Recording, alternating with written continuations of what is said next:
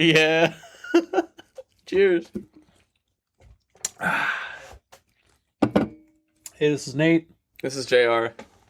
We're in New York City. We're in Astoria. This apartment is nice. Thanks. We're coming from JR's new apartment in Astoria. I came from Bed-Stuy, so it took a minute. Mm-hmm. It's like Bed-Stuy, Bushwick border, you know. Yeah. I don't miss that place, dude. That place is nuts. Maybe a little bit. Dude, going over to the G, going to the G today, seeing some of the bars and stuff over there is like, it's cool. This this part is a little cooler than where I live. Like this, for this sure. area, which I think I was in Bushwick at that point, but Did you get off at Court Square on the G?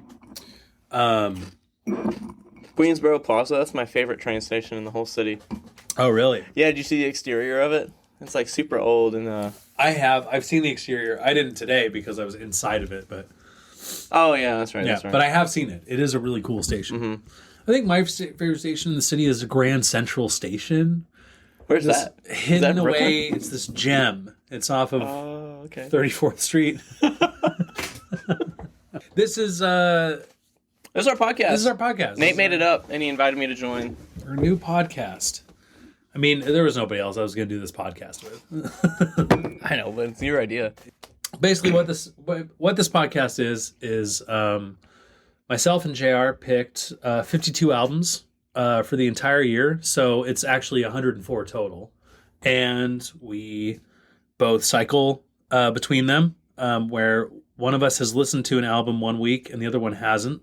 So, for instance, for this week, he has listened to the album that he picked, and I haven't listened in its entirety to the album that I picked. So he knows one song off of it, right? Mm-hmm. I knew, I think 3 going in, but we'll get to that. Yeah, but yeah, and so it's going to cycle through. So next week it's an album that JR hasn't listened to, and one that I have. And because of that, actually, there's some stuff on there where I've listened to both albums in the week. It'll be really interesting to see, where this goes in terms of what albums we've listened to, what we haven't. And then how those two albums go together. Am I going to revisit that album? You right. know, would I buy this album on vinyl? Because I got my records right there. Mm-hmm. I was writing all this up, and I was thinking, would I pay money to have this on vinyl? Yeah. A lot of the answers were yes. A lot of them were no. Dude, some of these spots in Bushwick and stuff that you go to. Oh my god. Where they're like, yeah, that's $60. I saw a Velvet Underground record, the Banana Peel one, and it was like $160. $160. Is it like an original issue for no. What's the story? Yeah, exactly. Dude, I just got a 70s, a 72 press of Abbey Road for $10. So there's $10 no is reason great. why I'm walking into a place, and they're like, it's 160 for what is that album called? Is it just Velvet Underground? I know Andy Warhol made the It might be self-titled. Yeah. I don't know. Yeah. I know it's Andy Warhol made the banana. Yeah, he's artwork. featured on all the guitar solos too. I mean, I could believe you if you say that. I don't. These records I have right here. Yeah. Actually, the one on the far left. That's cool, dude. That's the first ever recording of the Allman Brothers together. Dude. Yeah. We'll spin it sometime. GR, what are your bona fides? Oh. My bona fides. What are your bona fides for being on this podcast? Oh, gee, Nate, what does that mean? What's your history? Oh, I failed out of college. Started working at Starbucks. Moved around a lot. Starbucks paid for a degree. Mm-hmm. Other than that, I've been playing in some bands. Nate, we actually play in a band together. We do. I feel like that's a very strong bona fide. I like music, I guess.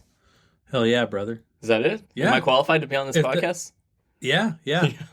What about you? What are your bona fides? My bona fides are I started listening to music when I was a kid, like anybody, I guess. Let's see, I started playing drums when I was 14. Started playing in rock bands when I was, I think, 20. Toured a few times around the country with a band and been playing music ever since. And I recently did a semester at New York Film Academy, you know? Yeah. So that's why I'm qualified. We love albums. We love albums. We love the New York music scene. We want to get everyone involved in it, right? So if you're out there listening with us to this first episode. First shitty episode. Me wearing, I'm repping today, too. I'm wearing my Pink Floyd. The Wall shirt. My Pink Floyd The Wall shirt. Oh, man, I was listening to the album, and what came on next was a song from The Wall. We don't need no education. So basically, we started this podcast so that we can discuss albums from front to back. Yes. Because we live in a very singles culture right now. Boo. Yeah. Boo. Singles. I mean, dude. Boo singles. Listen to the whole album. Hearing the way they designed it, to have it flow a certain way, to have certain songs stand out after others, and to interview our friends in the New York music scene. We love albums. We like old school stuff. My pick is from 94, and your pick is from what, 2013. 13. So yeah. I mean, 94 isn't like... Okay, that's like 30 years old. Yeah. I was thinking like, okay, it's 10 years old, whatever. For this week, my pick was The Division Bell by Pink Floyd, 1994. Nice. Fantastic. Dude, great album. Oh, yeah. What a great album. It's so good. For the record, I haven't listened to this album in its entirety before. This is the first time I've ever listened to this album. I've never heard a single song off this entire album, ever. You hadn't heard a single song? Not a single song off this whole album until you brought it up to me, dude. Dude, wild. I know, isn't that crazy? But you're not a big Pink Floyd person.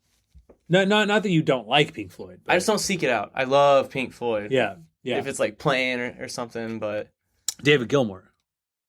You know, he's one of those people. It's just like you got to give him his dues. He's great. He's a guitar player's musician, right? Like, right. Most of the songs had guitar solos in it. I was stoked. I love that. And his solos are fucking. They're tasteful. They're tasty, dude. He He never overplays. Dude, give me 94. Dude, so 1994. Were you alive when this came out? Yeah. I was not. You were not. I was. I was born in 96. This is where we're separated a little bit. Barely. But I was alive when this came out. How old are you? What? I would have been like 1.5. Yeah. So for some overview for this, 1994, Pink Floyd is still around. They have cut Roger Waters loose, or more so that Roger Waters cut himself loose. He's gone, dude. He's gone. Bassist for Pink Floyd. All I ever hear about him is that he's difficult to work with. He's argumentative. He's so hard to be around. So in 1985, he left the band. In 1987, he finally settled with them. And 1987 was also the year that their album A Momentary Lapse of Reason had come out. That is that's the most recent album, studio album that they had recorded that's prior to this one. But in that time, they also put out their live album Delicate Sound of Thunder.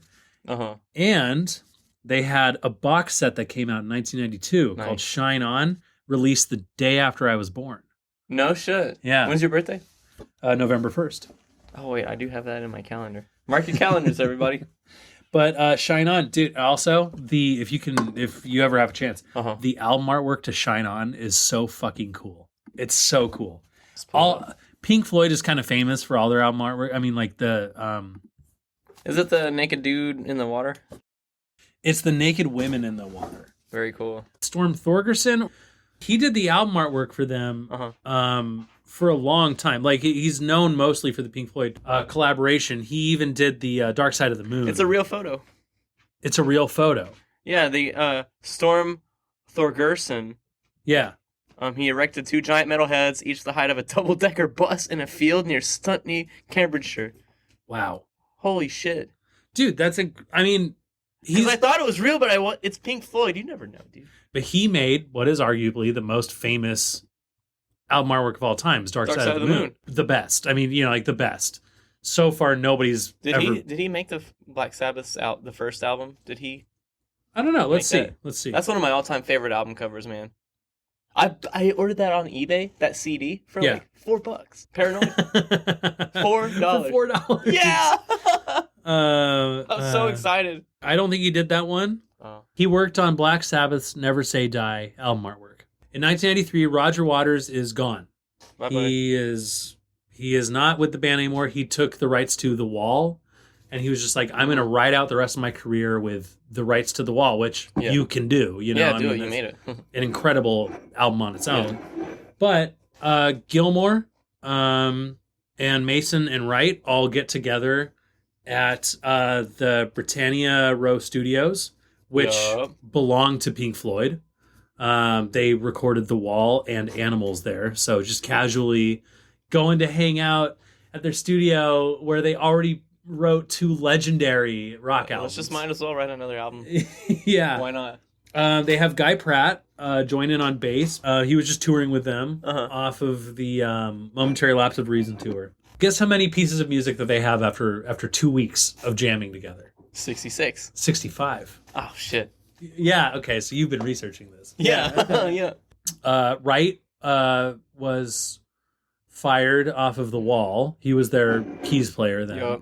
And then this is the first album he's ever given songwriting credits. Yes. Well, no, since being on The Wall.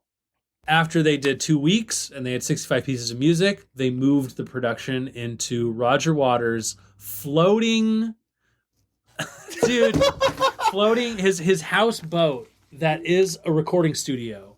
It is a grand houseboat built in 1911 for Fred Carno and is adapted as a recording studio in the 80s by David Gilmour. I had no idea that it was built that. I thought it was built for David Gilmour. No, it was built in 1911 for impresario Fred Carno.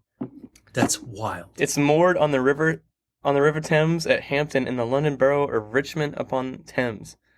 Gilmour purchased the boat in 1986 because he spent half of his life in recording studios with no windows, no light, but on the boat there are many windows with beautiful scenery on the outside. Oh, I bet. How wholesome is that? I didn't even look up. I saw the outside picture and I got so excited about the name I just moved on. Look up like any interview that you can with David Gilmour, and he is like, you know, that outside it's is always like, there on the boat.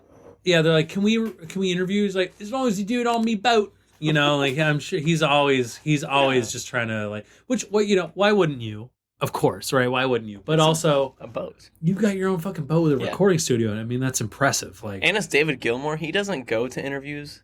Yeah, right? You do kind of have to come interview him. Yeah. Dude, yes, the title of the album. You know what I found about that too? Oh, I know what you're gonna say. Oh my god, I got you say it. Well, it comes from the song. I hope. What is it? Okay, you say it. What I saw, it was Douglas Adams made that up. He did, but it was after he heard them talking. He listened to the album. They had a couple of album titles that they were ready to do. They were going to do like Down on Earth, and there was another one called like Pow Wow or something. And they weren't really sure what the album should be called. And then Douglas Adams listened to the tracks, and he was like, "Well, you got that song where they say Division Bell in it. I think that's pretty good." So in response, David Gilmour donates 5,000 euros to environmental causes and, on the writer's 42nd birthday, gave Adams a voucher to let him perform live on stage with the band. Oh, cool. You know if he took him up on it? I don't know. I'm sure if I was in the crowd and they were like, it's Douglas Adams, he's going to play with, I'd be like, that's really cool. I love Douglas Adams. Is this where I need to see him? Do you know about this?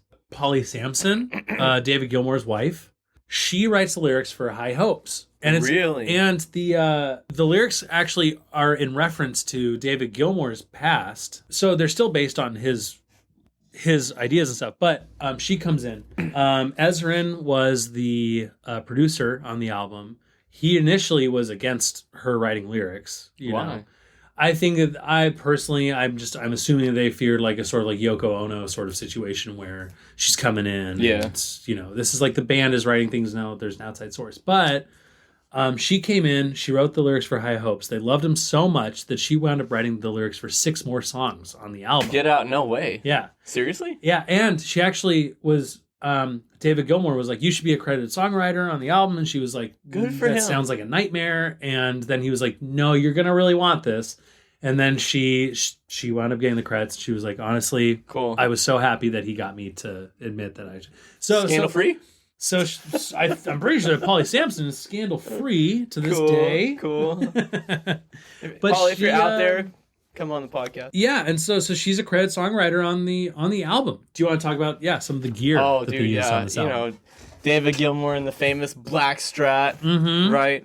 I do know about the Black Strat. Man, everyone, dude. You're gonna lose me after this, but I do know about the Black Strat. So he has his Black Strat, amazing. On Take It Back, he plays a 1952 Fender Telecaster. Okay. Super expensive. Something that you wish you could get your hands on. Yeah, it's like a $40,000 guitar. Yeah. Museum quality. Then he plays one of my all-time favorite guitars, a 1950s Gretsch 6121 Chet Atkins model. Oh. And Chet Atkins is he was born about 30 minutes where I was born. In East Tennessee. Old East Tennessee, huh? Yeah. Hell yeah, brother. That's that hillbilly music. He's a finger picking. Do you know what tracks he used that on? Or It doesn't say. Doesn't say. Okay. Doesn't say, unfortunately. I think he just uses it to layer a lot of stuff. Then, interestingly enough, he uses a 1955 Gibson Les Paul Gold Top with the P90 state bar pickups in it. So the P90s are Gibson's version of a single coil pickup. They're the same version of a Strat pickup. Okay. Or the same type. Yeah. Of pickup, right? Single coils. And he uses that on Great Day for Freedom. Oh, okay. Right? Okay, and then Good song. Whenever you hear acoustic, he's using a J200, a Gibson J200. Okay. Oh, God. It's a nice axe, dude. And then he plays an Ovation Custom Legends 16-19-4 acoustic steel string, but it has a high octave tuning setup. So if you hear little high pitched guitar noises, no, louder than words. What's your impression of these high pitched guitar noises?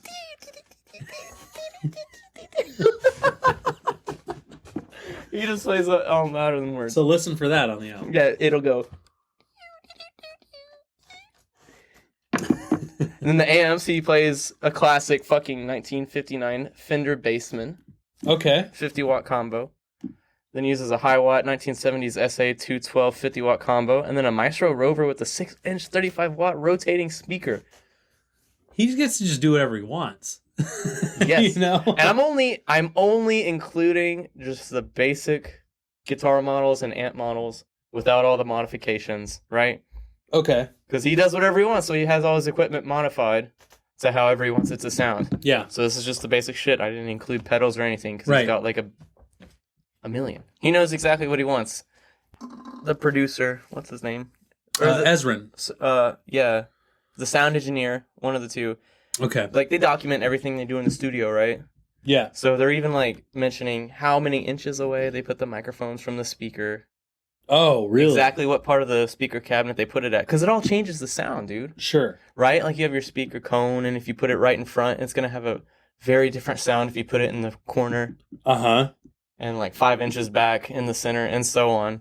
So yeah, man, that's the dream. You get to... Andy Jackson was the recording sound engineer for Pink Floyd's The Division. Yeah, Andy Jackson he documented all these little mic placements and stuff, which is really cool. Hey, he also remastered it for the 20th anniversary. That's actually a good idea. Honestly, you have the person who was there initially do the remaster. Yes. Yeah. Let's get into the tracks, Okay. So number 1 is Cluster 1. Cluster 1, dude. Dude, great opening. I was about to say the same thing. Dude. What a great opening track. I thought it was going to be a scary song. I was about to be scared, but it was not. He mixes slide guitar with plucked guitar. Mm-hmm. Oh, there's warm synth notes in there too. Uh-huh. Oh, that drop when the beat comes in is very smooth and a gentle Yes. Oh, yeah. Well, and so at first I listened to it for the 5th time today, and I had it blasting on the speaker while I took a shower. Yeah. I forgot how long the intro is, and so it's it's kind of this crumpled noise at the beginning of it. You don't hear any music. No, it's it's just kind of noise. Yeah, and I was like, is my speaker broken? And then as the music started coming, I was like, right. No, it's Pink Floyd. They're taking their time. The solo is fantastic. Great tone. Again, he does not overplay. He knows what he's doing, dude. So then we go into What Do You Want From Me?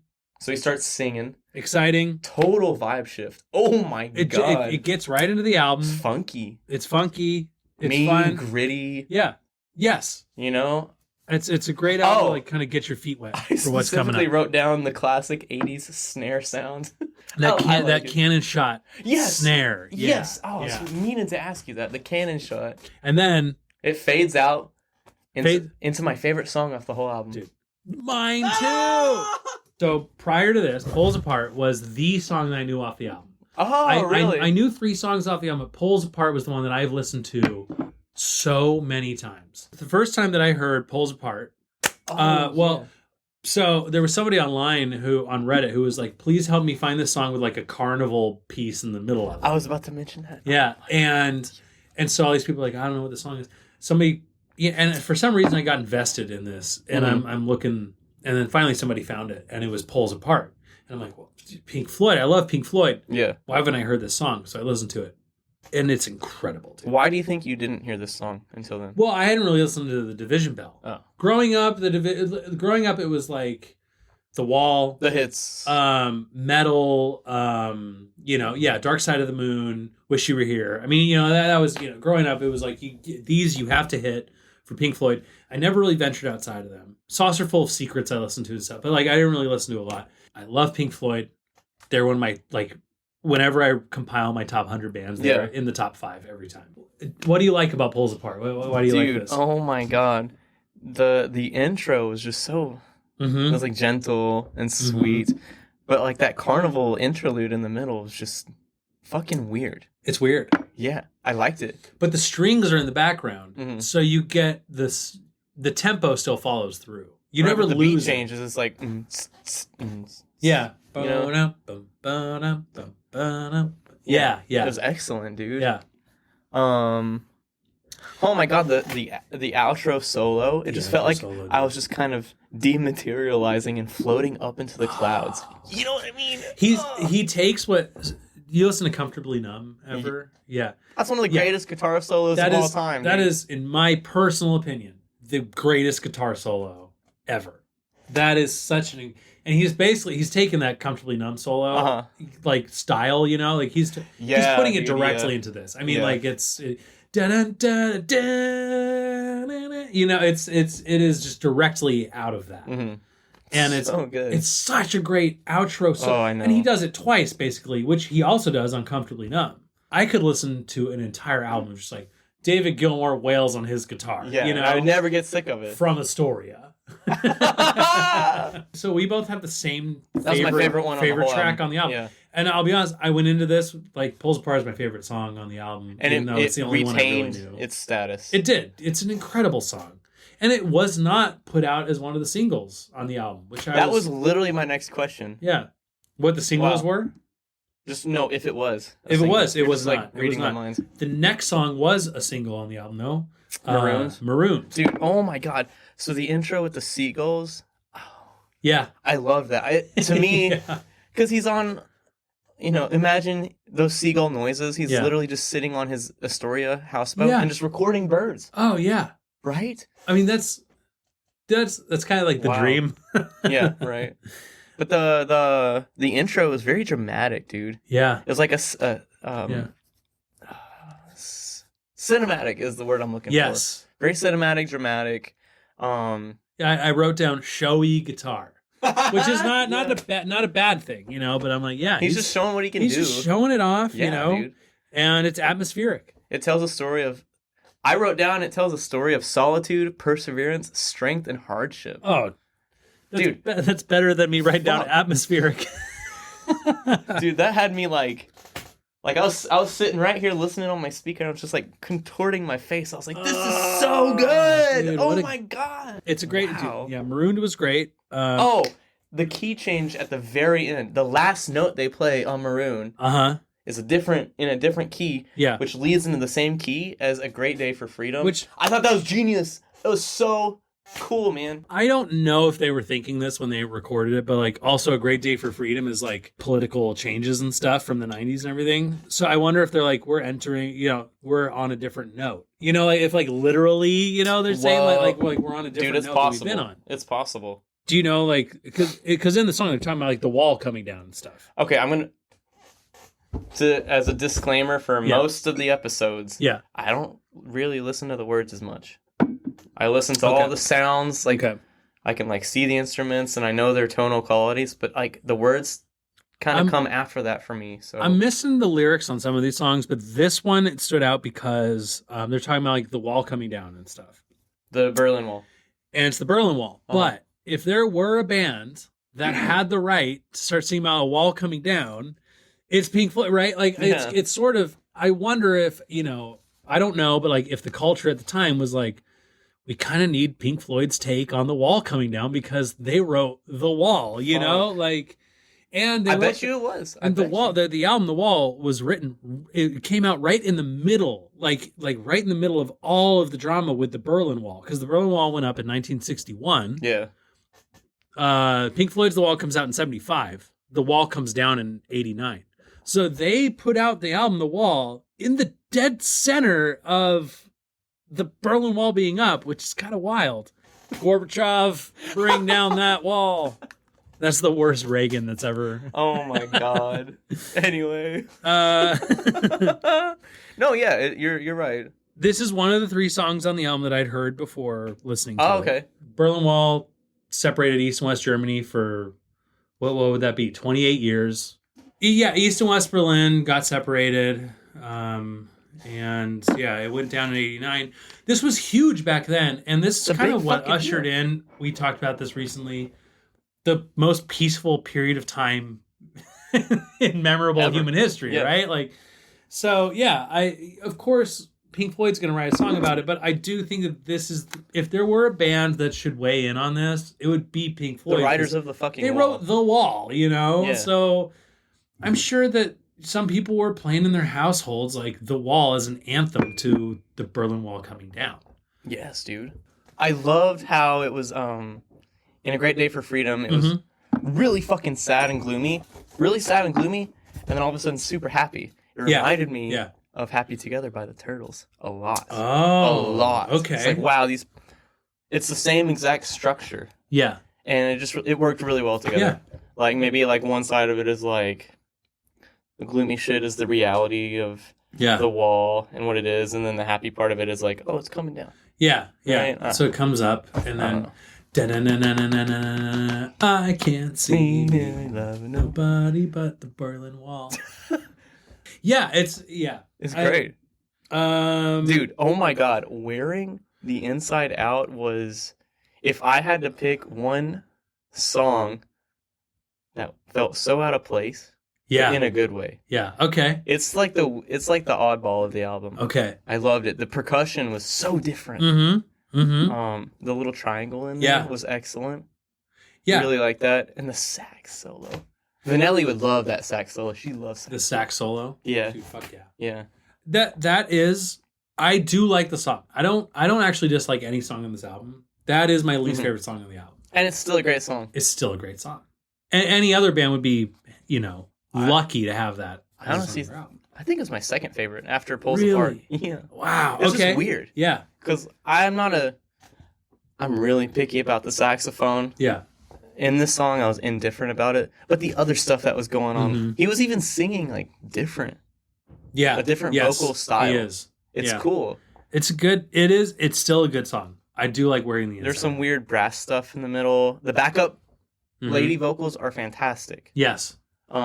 Which is kind of a continuation of a sort of Pink Floyd style. Yeah. Do. Yeah. And then the outro solo, he does some pinch harmonics in there that are really tasty.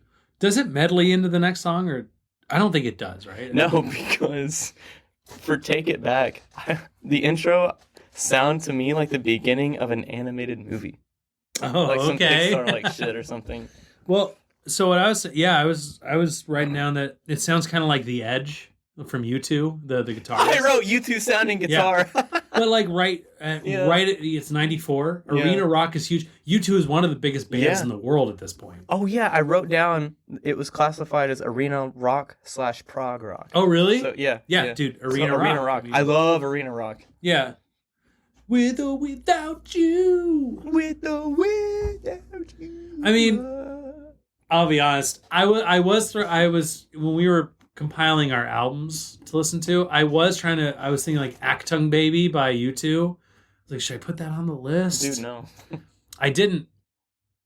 But U2 is one of those bands that I want to challenge myself to listen to more because they've gotten a bad rap, especially because they put their music on everybody's phone. That's where they lost me. That's where they lost everyone, you know? Yeah. But like, I'm like, but they were huge. And I did see them in concert and they were really good.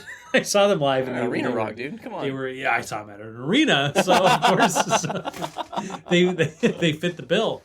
They were pretty good. And they're one of those bands that I'm like, as time goes on, I'm like, I think that and Bono's kind of, you know, he's gotten a certain reputation, but okay. I think that they're one of those bands that I'm like, I bet if I revisit them, I'm like, damn, this is pretty good. They're not scandal-free. They are not scandal-free. But they're not evil either. So they're just fucking annoying. Invading my iPod. It's really Bono. It's Bono who's annoying, you know? Like, so Arena Rock was huge in 1994.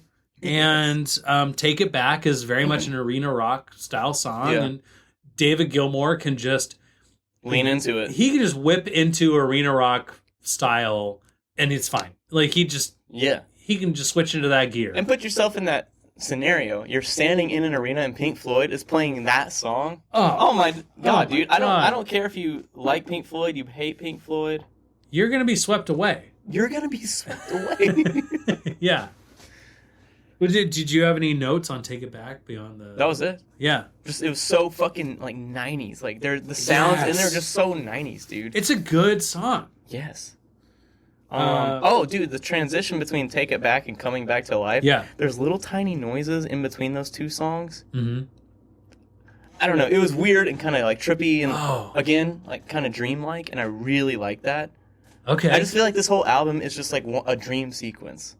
Yeah. Right? Yeah. And these transitions are like going from dream to dream in like one night of Gilmour's like REM sleep. Yeah, you know what I'm saying? So Coming Back to Life, how'd you feel about that? Dude, I loved it. The solo in this one at the beginning is so gentle and intimate. Mm-hmm. But dude, he switches his guitar tone like halfway through the solo. Uh-huh. Right? He's on the neck bridge. He's on the neck middle pickup. And then he switches to the bridge middle pickup like halfway through it, and it was interesting. I don't know. It's just interesting in a good way, or I don't know. It's just like, okay. Whoa! I didn't expect this. Yeah, it was cool. I mean, it added a unique flavor. Yeah, dude, the cowbell. I think it works with the song. It does. Yeah, it does. But I hear you. Yeah, cowbell can be a lot. You gotta really... But I was like, listen, if anybody's gonna like take a chance on, you know, like if I'm gonna be open to somebody taking a chance on this one, you know, I'm like, Pink okay, Floyd. Pink Floyd, yeah, okay. You know, there's other groups, but yeah, Blue Oyster Cult. Blue Oyster Cult. I've never heard them do cowbell, but if they ever tried it, I'm sure. I'm talking about the SNL. You know, I know. Oh God. Dude, I know. I know you're talking about Fear the Reaper. I got so excited because I finally got like a show reference to share. Oh, yeah. I watch a lot of stuff. Everybody knows that. I know. Well, what did you think of the album? I mean, of the song. Of the song. Yeah. Coming Back to Life. It's. I think it's got like an uplifting feel to it. It had a sort of dancey kind of quality. You know, I was like, if I saw this live, I would be kind of moving around. Arena Rock. That's kind of, hands up in the air. Like you just don't care. You just don't care. I thought the ending was just abrupt. Yeah. A little too fast. Yeah. Just like kind of like out of nowhere. Yeah. And but that's part of, with the exception of a handful of albums, you know, there's little things that I'll hear, you know, where I'm like, okay, they might have been able to improve on this a bit. But also, they're Pink Floyd, so I can't really give them notes. You know, but I'm like, I think that this could have been improved on a little bit. But overall, I mean, still, I was it's like, still this a great fucking song. Kind of a dancey number. This, like, if I was at a fucking dive bar just chilling and this is playing in the back, I mean, I don't care at all. I'm having a good time. Keep talking, dude. Stephen Hawking. Dude, yeah. Oh my God, I was so into that. It was like very like, the intro was very outer spacey. Have you listened to OK Computer by Pink Floyd? Radiohead? Have you listened to OK Computer by Radiohead? Yeah, the first time I ever heard it, I was driving across Lake Pontchartrain by New Orleans, Okay. and it's a bridge over a lake, and it's Oh, you told me about this. Hold on. Wait. Was that in Rainbows or was it OK Computer? Oh shit! I'm sorry. That was in Rainbows. Wait. But have you listened to OK Computer? No. OK Computer has some computer tones in it, so like computer speaking in the album, and it made me think about that, and I was like, did they pull from Pink Floyd? Were they doing this on their own? What year did OK Computer come out? 97, I want to say. So do you think Radiohead was pulling from this? Right. That's what I'm saying. Is like they came out after this, Maybe. not long after this either. I think of Pink Floyd and I think of Radiohead, and I'm like, Pink Floyd is like generation before, and they are, but they're doing what Radiohead these albums is doing. are only 3 years apart. That just didn't occur to me until just now. Yeah, they're just doing weird, different shit. I don't know, but they pulled Stephen Hawking onto the track, which is. Do you know where they got that voice clip? From a commercial. Yeah, From a British BT Telecom commercial. Yeah, dude, that's sick. Yeah, and it matches up with. It matches up. It works great with it. Oh, and he has a talk box. He uses a talk box. He uses the talk box. Yeah. Well, yeah, because he had to. But like he. No. I'm talking about like the talk box with the guitar. Oh. The one that Peter Frampton made famous. Well, so I know Pete about Drake. I didn't know he had a talk box on the song. Yeah, on this one. I missed this entirely. You got to go back and listen. I need to listen to it. It's kind of closer to the end. Okay. Middle to the end. It's so good, dude. Because it's kind of mimicking like that robotic voice from Stephen Hawking. Right. Right? It's like he's talking to Stephen. Dude, I missed this entirely. Oh, dude. Oh my god. You'll probably have a totally different view of this song. I need to go back. Yeah. I don't know how I missed that. No, it's good. It's good shit. It has a hip hop beat at the beginning that I really liked. Yeah. Which is weird and unexpected. But it's 94. And it works.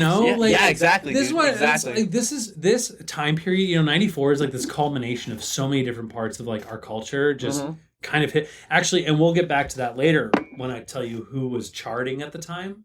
Charting. Yeah, because it's wild. Who else was like really? Who was topping the charts? Lost for Words. Lost for Words. How Dude, you feel? Oh, I loved it. The acoustic intro is great. It gave me John Cougar Mellencamp vibes. Yes. You got that too? It's not like right there for me, but as soon as you say it, I'm like, yes, absolutely. Yeah. That's some John Cougar Mellencamp. Which he was also doing stuff at this time too, right? He was. But just as John Mellencamp. I know, right? When did the Cougar? That was later. It's just funny. Yeah. It's funny. Much like Snoop Doggy Dogg. Imagine a collab. Cougar and Doggy. Yeah, Cougar and Doggy. Cougar Doggy. Hey,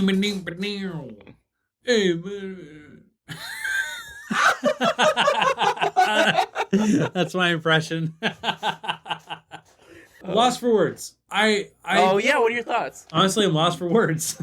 It's just a good song. I just think it's just a good song. I don't know if I can really contribute more than that because it was just solid. It was a great bridge between Keep Talking and High Hopes where like it keeps me listening to the album. It sounds great. Keeps chugging on. What do you think of the interlude in it? It's weird. Yeah. It's weird. I think because of the Carnival bridge in Pulls Apart. It's like you're prepared for it. I'm ready for anything. Yeah. yeah. So because of that, I'm just like, okay, yeah, it's good. I think it's just a solid song. That's what. Yeah. It serves its purpose in the album very well. It does. It does. Actually, yeah. Right. For me, it's not a single. It's not a headliner. So far, for the bridge for the track listings on this, I wouldn't change them at all. I think these are ordered so well. They're very intentional. Those of you out there listening to singles, this is what you're missing. This is what you're missing. Yeah, the way that they very intentionally pulled it, and they did a voting system between all the like the musical bits that they had beforehand to whittle it down to the tracks that made it onto the album. Did they really? Yeah. They had a little voting system they came up with. I have no idea what it was. That's interesting. But they got it down to these, and out of 65. Yes. Wow. Yeah. So 65 down to 11. Yeah. I mean, good for them. Like, they really figured out how to do it. I will bet you anything that a couple of them melded into one another, but pieces of music. Right. Riffs. So I wasn't there, but I'm assuming that like they're like we could just combine two of these. Yeah. Yeah. I bet you, like the carnival interlude in right before it pulls apart. I think the first part it pulls apart, and the second part might have been like a different song or something. Did you see? Yeah. Oh, dude, what a fucking good song. And dude, in fucking High Hopes. High Hopes, dude. Final track on the album. The first and only time he says the title of the album. Yeah. The only time. Yeah. And then, man, the intro to this song, the church bells are just ringing in your. It's very spooky. This was the song that Polly Sampson wrote the lyrics for. That then got her to write lyrics for the rest of it. Even if you're not listening to the lyrics themselves, just the melody.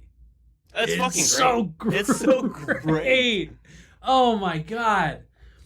This is his vocals at their finest. Yes. In the album, I think. It's his vocals being put to their best use. Mm-hmm. Like he's really pairing himself up with what he can do. Yes. Really well. Oh yeah.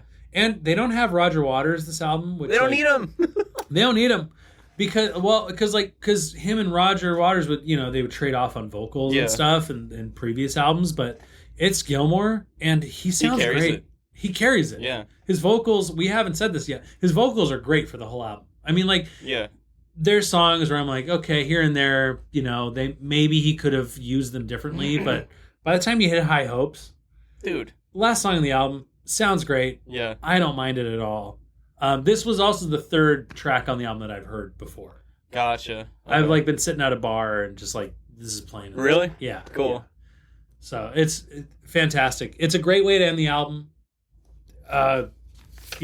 It's percussion, there's moments where the percussion was really loud. Yeah. I like that. In the middle it kind of sounded like a war chant. Yeah. It was cool. It was different. Dude, Pink Floyd is just one of those bands that I'm going to listen to the whole album. I'm going to have a good time. Yeah. The way they wrap up the album is always a nice little bow. God, always a nice little bow so far. I haven't listened to everything they've ever come out with, but at the very end of the song, the bells ring for 20 seconds, and then it's a whole minute of silence, and then what? Nothing, and then at the very end, answering machine, and he goes, right, "Hello, Charlie." Yeah. How does it go exactly? Do you know? I think that's it. Hello, Charlie. Hello, Charlie. So the end with Yes, Charlie. It's David Gilmour's stepson, who's heard on the final track. Interestingly enough, I just saw the last two lyrics on the whole album art. Yeah. The Endless River, Forever and Ever. The next album and their final album that they came out with was in 2014. It was called The Endless River. Nice little bringing it all the way back. It's like they're planning all this shit. It's that's cool. That's very serviceable for the fans. Have you listened to The Endless River? Dude, I haven't really listened to anything by Pink Floyd really. It's just The Dark Side of the Moon. It's just synth and guitar and from what I remember, there's no lyrics. Dude, I remember when they announced that album, I was fucking stoked to be alive when a Pink Floyd album comes out. Oh my god! Yeah, I've only been alive for 2 Pink Floyd albums, and then they announced it, and I was like, oh, dude, I am ordering The Endless River. Is it good? You like it? It's good. It's good to listen to in the background. There's no I don't know. For me, it's not really active listening, but The Division Bell was released March 28th in the UK, 1994, and April 5th, 1994 in the US. It debuted at number 1 in both countries. Wow. Yeah. By June 6th, it was double platinum in the US. So it took... And then... Took what? What is that? 3 months to hit double platinum. And triple platinum in 99. Triple platinum in 99. Which is insane, dude. That's a lot of sales. It stayed on the Billboard 200 for 53 weeks, which is a year. It's just a year. It stayed on the top 200. And it won the Brit Award for Best Album in 1995, which is... Wow. Good for them. Good for them, But other artists in the top 10 at the time that this was charting. The Above the Rim soundtrack was number 2 at the time. What even is that? It's a basketball movie. Yeah. Oh my god. That I don't know anything about, but Ace of Base. Hey, Bonnie Raitt. Bonnie Raitt. Everybody loves Bonnie Raitt. Uh-huh. I mean, Counting Crows were... Dude, Counting Crows, I love such Counting like Crows. early Come 90s, on. dude. R. Kelly. Tim McGraw, Celine Dion, Mariah Carey. These were all people who were in the top 10 at the time that this came out. This was widely regarded as a return to form for them, since their previous albums that were very 80s sounding and stuff. Yeah. And so it's a great album. Would you buy it on vinyl? Yes, I would buy this on vinyl. I would not. You wouldn't? No. Oh, I think this would be great. It's too sad. Oh, see, this is where we're gonna diverge a lot over this thing. Hey, cheers to that. Oh my god, cheers. All right, let's shoot all this liquor. Oh god. All right, so my pick for this week was 3 by Innerwave. Any background on this? Any background? Personal background. Sure. Okay. Well, yeah. What's your personal background? All right, so I was living in Shreveport, Louisiana with my parents. Mm-hmm. During that time, I met this girl who showed this band to me, and then at the time I thought, like, this is the template for what indie music should be. Uh-huh. Right? This album is very... They're not from Brooklyn. They're based in LA. Sure. But in my mind, I was like, oh my god, this is like New York City indie rock and roll. Okay? Which also goes to show, like, you don't know where the sound is going to come from. Right. So it's just a very sentimental album, man. Yeah. I really love this album. The first song I heard on it was American Spirits. Uh-huh. And I used to smoke American Spirits. So this album came out in 2013. It's dubbed as indie psychedelic alternative rock. I agree with all those. They're an LA band. Specifically this album, it's a big influence on like my songwriting. Mm-hmm. I can hear it. Yeah, the kind of sound I want to do with Mandy's Yeah. Dreaming is like very prevalent in this album. Oh, dude, the cover art. Let's go ahead and talk about the album artwork. Yes. Yeah, before we get into it. Yeah, what did you think of it? I think it's very distinctive artwork. There's something about the style that isn't quite for me. Okay. Whereas if you look at Division Bell, that is so up my alley. Yes. I think that I might be a little plain and poppy with what I enjoy in album artwork, I think. Plain and poppy. Okay. Yeah, and this one's a little more like challenging kind of as challenging. Yeah. It's so if you guys aren't looking at anything right now, the album artwork, it's a bunch of little babies in a rocket ship blowing past the moon with women looking down upon them.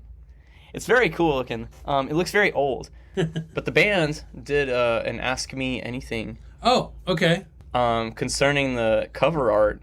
Yeah. Quote from Pablo, the frontman of the band. Mm-hmm. He goes, I found it in a classroom at a school I used to work at. Oh, cool. Okay. So I had my friend help me edit it on Photoshop. I'm not sure who made the original artwork, but I think it might be propaganda. Yeah. Super weird. I really like that. So the frontman's name is Pablo Sotelo. The guitar he plays, I was so excited, dude. Okay. They have a great guitar tone throughout the whole record. I really like how they sound, the pedals they use, blah, blah, blah, whatever the hell. But it's a K1961 reissue Jazz 2 K775V. 1961? It's a reissue.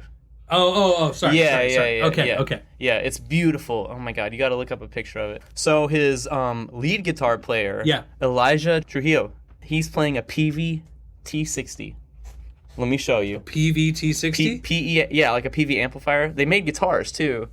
So I remember running across one of these a long time ago. T-60. Yeah, they're really cool looking. Oh, it looks.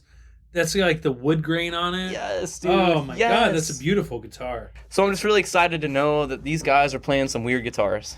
So the first track on the album. Yes. Oh my god, dude. What did you think? Great intro track. Yes. I mean, great opening track. Man, it's a masterpiece. It's a steady crescendo from the beginning of the intro all the way to the track 2. Yeah. Non-stop. You're just building it up and building it up, and then it just stops. Yeah. But what he says there, what he's saying there in his distorted voice, he says, because if I've lost my mind and you're the only other person that understands me, so either you're real or you're an extension of myself because you're agreeing with me. That gives me Pink Floyd vibes. And then you relate that line to the title of the intro, Change Your Mind. Yeah. Who is he talking to? Yeah. Who is he saying that to? after you have an intro track like this, you've got to punch in for the next track. American Spirits, which is the one that you mentioned. Oh, man. Yeah. Dude, this song it sets the bar for like indie music. It's perfect. Yeah, it's so a great perfect. indie song. The transition from the intro to that, it's kind of like that repeating like synth noise, and it's like a voice of saying something, right? Yeah. Oh yeah. And dude, and then that like I'm even getting chill bumps thinking about it. It's that like nighttime dreamy guitar just punches you in the face. Yes. Yeah, right when it comes. Well, okay, so you mentioned that American Spirits was the song you really liked from this, right? Yeah. My note was very JR track. Yeah, dude. Yeah, guitar led. The vocals are great. They are okay. This is something that I got a nitpick about in the New York music scene.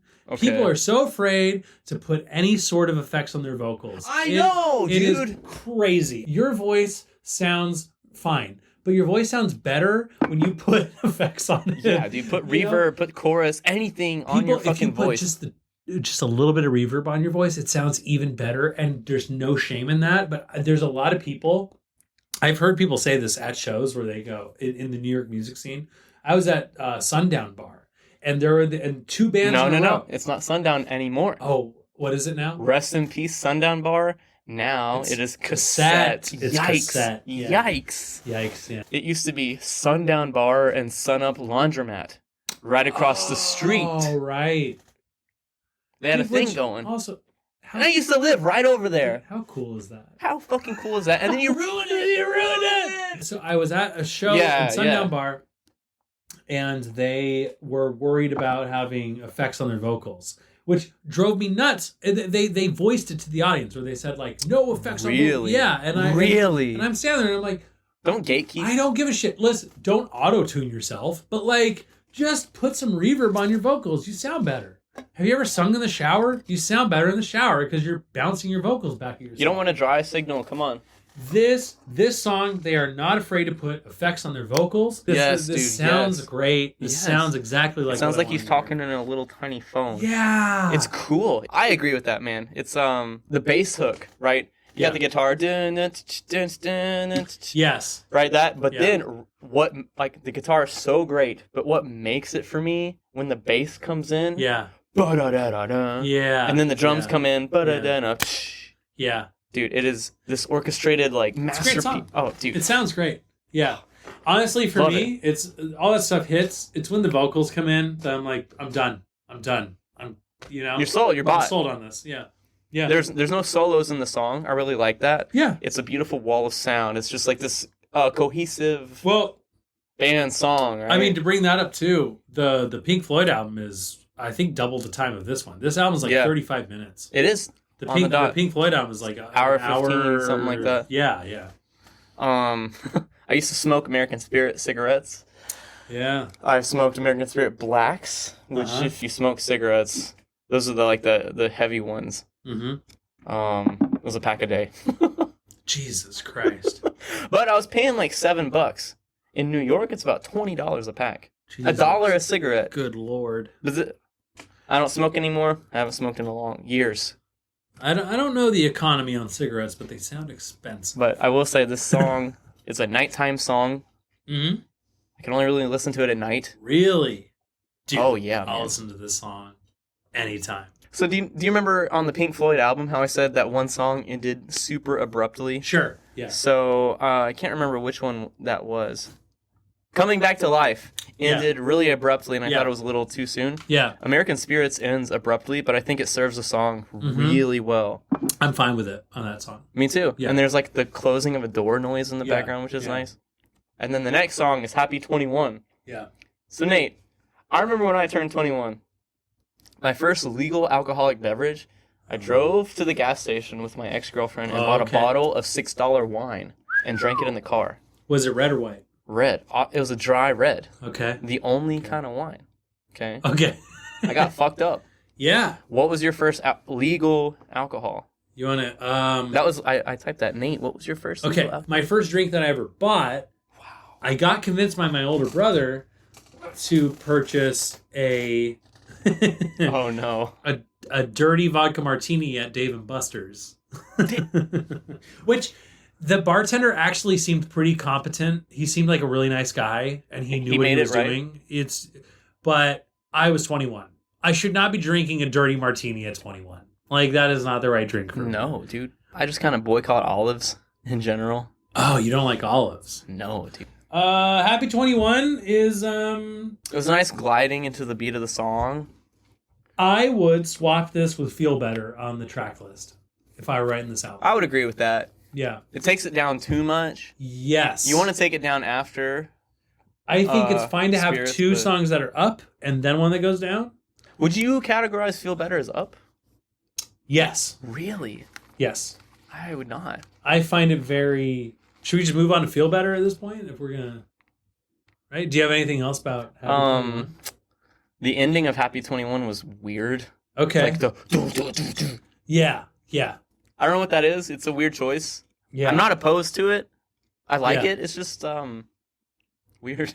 Yeah. There's little things here and there throughout the album that I do kind of have a thing, where I'm nitpicky a little bit. Yeah. Yeah, I would swap 21 with Feel Better. And that would be one of them. But Feel Better... Yeah, what do you think? It's my favorite track on the album. Really? Yeah. Really? It's got sort of a surf rock kind of like beach vibe to it. LA. Later, there was a recent Hello Goodbye album that came out that it reminded me of. Where, they did sort of a surf rocky sort of thing. Cool. And it reminded me of that, and I was a fan of that album. Okay. The part where he switches the vocals, and there it is. Makes me worry what she said. Dude, I love it. I am such a fan of that.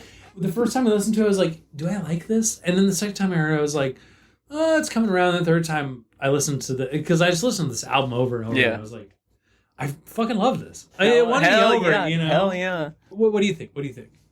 First of all, dude, I'm so glad you like that track. That's my second favorite off the whole album after American Spirits. Dude, it just reminds me of like Under the Sea prom dance. Yeah. Type shit, The guitar is drenched in a good chorus pedal. The guitar solo at the end is so tasteful, dude. He's not overplaying. Yeah. It's just really serving the song. Great fucking track. King's Cup. Yeah, King's Cup is good. A great vocal melody on this one. That is my exact note. Great vocal melody.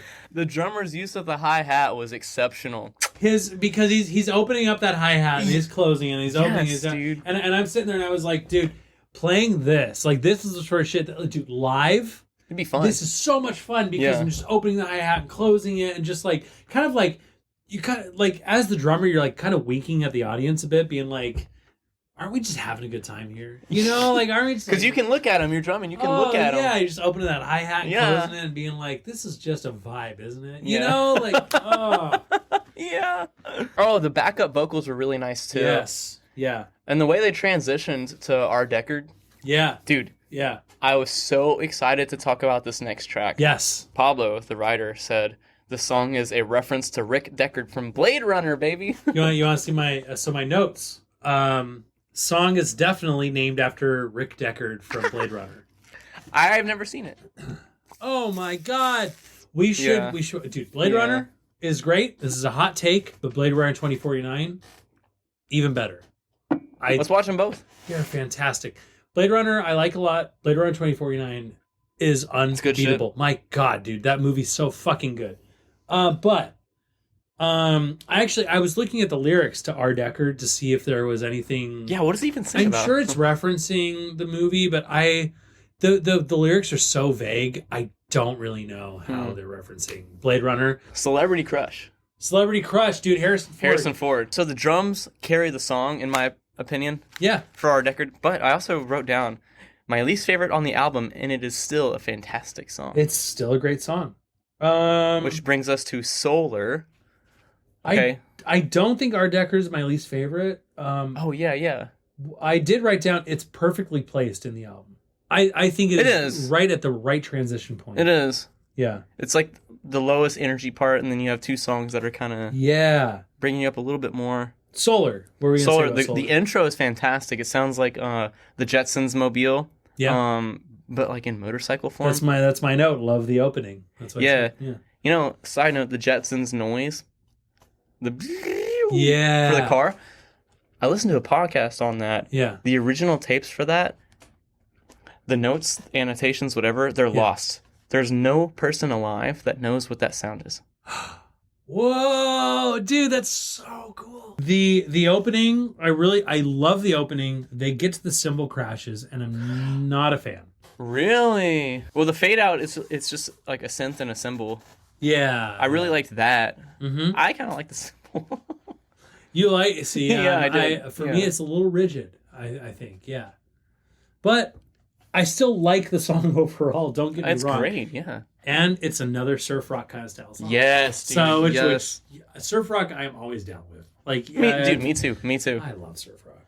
Dick Dale. But this gets us to the final track on the album. Pseudo. All right, I thought it was a great song to end the album. There was Yes. a lot of tension in the opening, and I really liked that.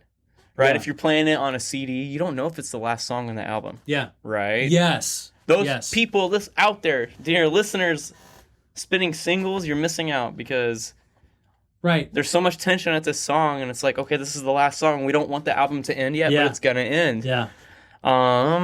Yeah, dude. It's- Oh my god, the inclusion of the tambourine, I thought added Yeah. a texture that was unlike anything in the rest of the album, Mhm. which was really good. Layers. You know, you That's just, an Onion you just have song. your layers right there. Yeah. Yeah. In the middle, there was a great synth future. Uh-huh. The guitar solo was tasteful, great Yeah. tone. Yeah. Oh, dude, at the very end, it's just the bass kind of Yeah. doing their thing. It was nice. It sort of just kind of like leaves that to be the final note on the album, Hmm. which is sort of It's a gentle exit. it's gentle and it's sort of taking a little bit of a risk too. You know, it's yeah. because you could be like, you know, Go out with a bang or something. right. We've Yeah. been blah blah blah blah. You know, that's how you want to end a show. You might want to end an album that way, and instead, just kind of You like, can't always end it like just that. kind of like, yeah, you know what, and you know, but you know, even then, you're like, okay, you know, the guitar is what, you know, but instead they went with, With the the bass, bass, which which is such a good. cool. Shout out me. I don't expect it, and there it is. It's not my favorite song on the album, but it's a great final song Same. for the album. Yeah. Yeah. So how do you feel about the overall order? Other than swapping 21 and Feel Better, do you think I King's think Cup, it's- Deckard, and Solar and Pseudo are in a Sure. Yeah, I do think that they ordered this album well. I think it plays well. I do think it's a good album. Cool. Yeah. I think so too. Yeah. Do you know when it released or anything? Oh yeah, 2013. So it released 2013. I've never seen it. October 7th, 2013. So this is a fall album. Dude, fall, nighttime. Interwave did not chart. What a shame. What a shame. What a shame. But it's not a surprise when you kind of look at the area we were at in music and kind of still are. Number one is Nothing Was the Same by Drake. Kings of Leon at Cool. number 2. Cher was at number 3. But, you know, throwback, you know.